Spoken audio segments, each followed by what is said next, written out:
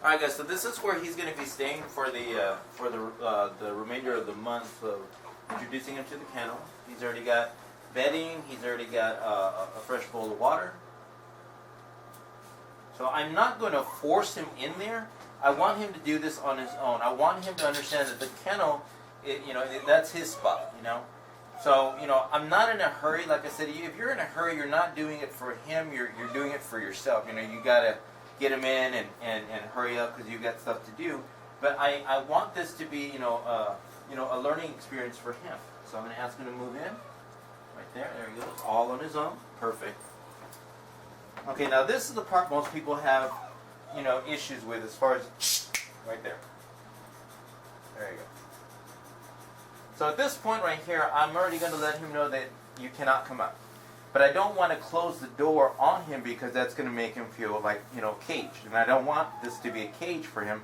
I want this to be a, his room. I want him to enjoy being in here. Now, like in past things that I've done in previous cases, is I want the dog to have a lot of space, which is, we have more or less like a larger, extra large kennel for him. It's big enough that he can lay down. It's tall enough that he can sit, straight up, be comfortable.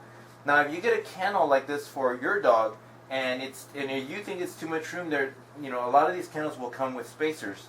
So, and again, I don't mean to ignore everybody, but what I want is I want to be able to focus everything that's going on with him. So, like with the drooling that you see, that's a little bit of nervousness because this is totally a totally different atmosphere. There you go. He backed up on his own, which is good. The drooling is a little bit of him being a little under stress because this is, like I said, totally new environment, totally different situation. He's never been in a situation to where it's calm and peaceful. So I'm pretty sure he has, but this is a whole different way of being. So again, going back to the kennel, if you believe that the kennel is too large, a lot of kennels this size will come with spaces that you can go ahead and adjust the space that you want. But for him, I want to give him all the room that he can get so he can be comfortable.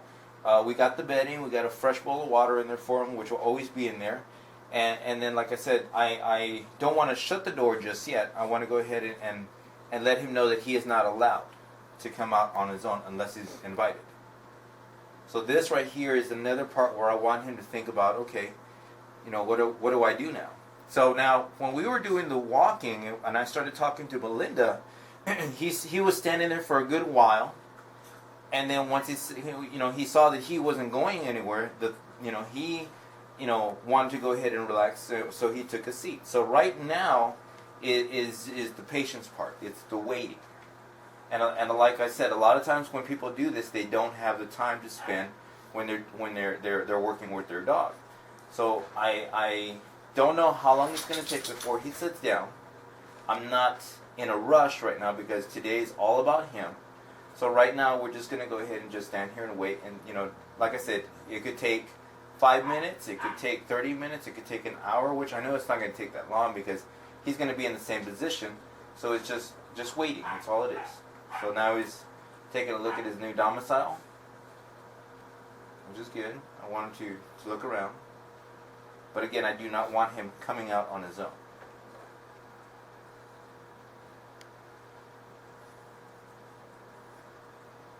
Now, in the office, while we're waiting for him to relax, in the office we've got other dogs here. So this right here is Rufus, and Rufus is actually boarding with us for almost about a week while his owner's out of town. Everybody knows Bear. Bear was actually on my Facebook page last month. He was the dog of the month last month. So that's Bear. On the other side where we have all the other stuff, I don't know if you can see him, but out there that's Guillermo. And then in the kennel over next to Guillermo is Quanchi, which is our Cocker Spaniel. And then the kennel that's empty should be where Elvis is at, but I'm pretty sure he's asleep on my bed because it's comfortable in there. So, he's not necessarily alone. So like right now, I'm going to be here for a while, so again, here's my point. I'm going to stand here for a while, so I'm going to go ahead and have a seat, relax. Right there, block right there. All I do is put my foot there, make the hand signal and the sound to disagree with him coming out. Again, I'm going to go ahead and just get comfortable. And then it's all about the waiting. Breathe in, breathe out, and just be here. You want to you want to share this moment with him, and just, okay, this is all we're going to do. Now, there it is, right there. I didn't say sit. I didn't do anything. I just waited for him to do that on his own. So like I said, he's standing there for a while. So hey, let's have a seat. So he did that for me. It's only fair to give him something. But I'm not treating at that moment.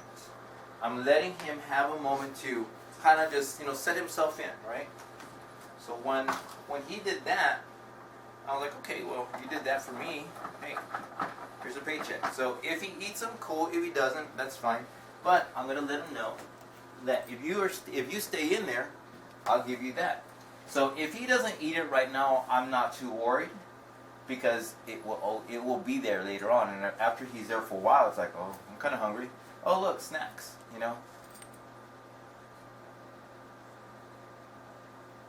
So I'm not going to be hurt. Like I said, if he doesn't eat them, they're there for him. They are his. He earned them. So that's all. That's it. There's nothing else to do. So like I said, if he lays down, which would be better, that's fine. But like I said, I wanted to get comfortable, and then after that, we can go ahead and close the door and we're done. Now the leash, for the time being, I know that I don't have to worry about him biting me or anything like that, because I don't see it in him, and nor do I feel that from him. But I will leave the leash on there, so that way it's a lot easier for me to handle him. So when I open the door, okay, make him wait, and then lead him out. You see it? So in the beginning of all this, I'm gonna leave that there just for him, just for the time being of this for the next 2 days probably. And then after that, seeing what I see, okay, I'll go ahead and take it off at night. The next day when we're gonna do something, hitch it on and let's go.